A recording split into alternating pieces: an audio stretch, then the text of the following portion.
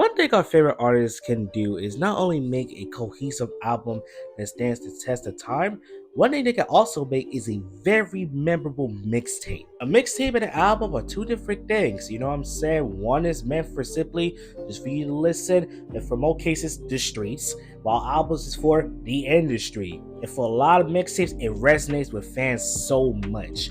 But unfortunately, there are a lot of mixtapes that should be on streaming services that really, for one way or another, are not, mainly due to label differences or simply put, sample clearances, since most mixtapes are released for free. And that's what this video is about, mixtapes that should be on streaming services. But before we list those off, if you don't know me, my name is Reverend Dre, and if you want more videos like this, make sure you like, subscribe, turn on post notifications, that way you will never miss a video from me.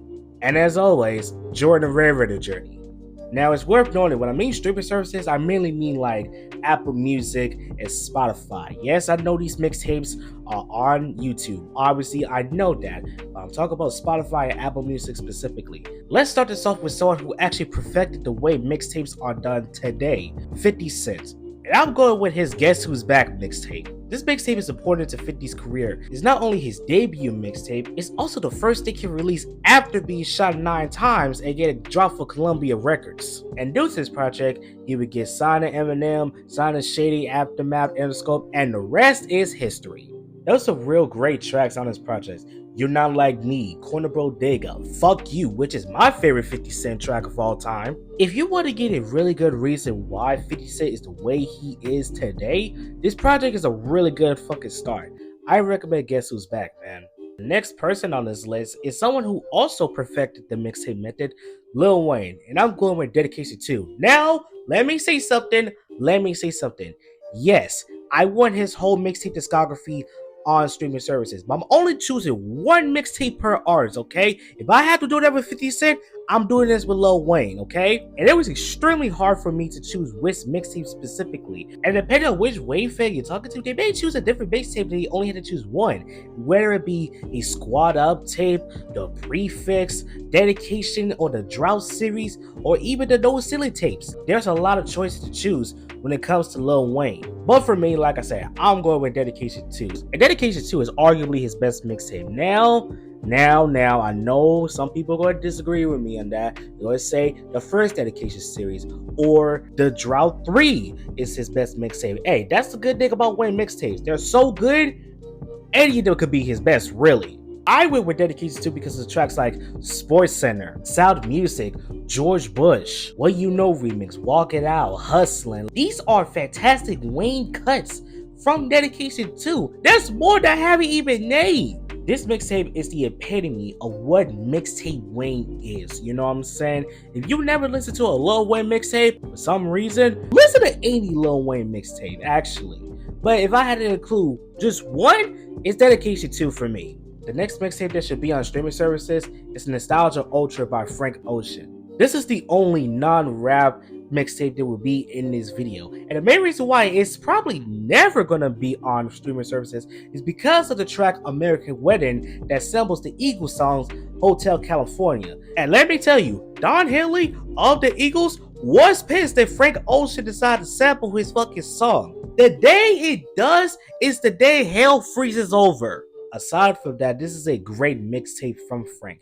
Think of it like this, right? It's not his best project, of course, right? But here's the thing. Il Blonde is a 10 out of 10. Channel Orange is like a 9 out of 10. Nostalgia Ultra is a cool 8.5 out of 10. That's how I would personally rank it for me, personally. This mixtape does contain his first hits, Novocaine. It has some really great tracks on here like Strawberry Swings, Love for Woman, Love Crimes, and like I said, American Wedding. Seriously, American Wedding is legit fantastic. So while unfortunately I definitely do not see this mixtape be on streaming services anytime soon, I definitely recommend you go on YouTube, search up Nostalgia Ultra, and listen to the entire thing yourself. It is really fucking good. The next mixtape I will go with is Friday Night Lights by J. Cole. It was hard choosing between this and the warm-up because I like both of these projects. But at the end of the day, I'm gonna go with Friday Night Lights because I prefer that over the warm-up. In my opinion, this mixtape actually has some of J. Cole's most hungriest raps on here. Tracks like You Got It, Blow Up, Volumatic, Best Friend, The Autograph, The bonus track, Looking for Trouble, is great. In fact, I think the only track I generally do not like is probably In the Morning featuring Drake. Yep, I had to get my Drake slander in here. Let's fucking go. But being serious, I recommend Friday Night Lights. You know what I'm saying? I also recommend The Come Up as well, but mostly Friday Night Lights. The next mixtape that should be on streaming services is Rich Gang Persist The Tour Part 1. When I actually decided to give rappers like Rich Homie Quan and Young Doug a shot after going through my real rap is lyrical rap phase, this was the first mixtape I listened to from them because I wanted to see how they was as a duo before eventually going on their solo work. And let me tell you, this is a really good fucking mixtape. I enjoy this shit, man. Now, because of the fact that this is Rich Gang, you gotta deal with the bullshit, aka Birdman. But if you can somehow ignore him for 95% of this project, you're gonna like it a lot. Tracks like 730, War Ready, Givenchy, Flavor, Beat It Up, like these tracks are really fucking enjoyable to listen to, man. I do not care what anyone says. There is no reason why this mixtape is not on streaming services. I would do some real foul shit just to get this on fucking Spotify, man. You never listen to this tape, go ahead and listen to it, man.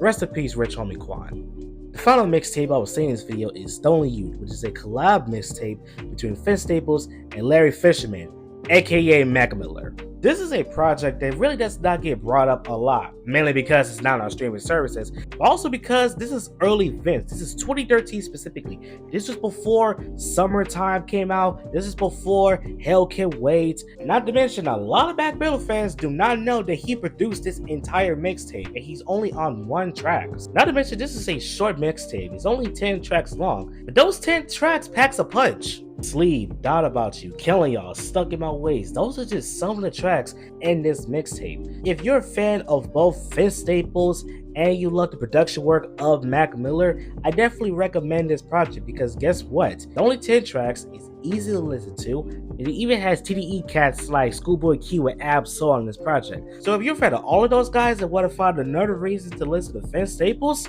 definitely go to Stolen Youth. And that's the video. What mixtapes do you think should be on streaming services? Let me know in the comments down below. Otherwise, I'm Reverend Dre, and I'll see you next time.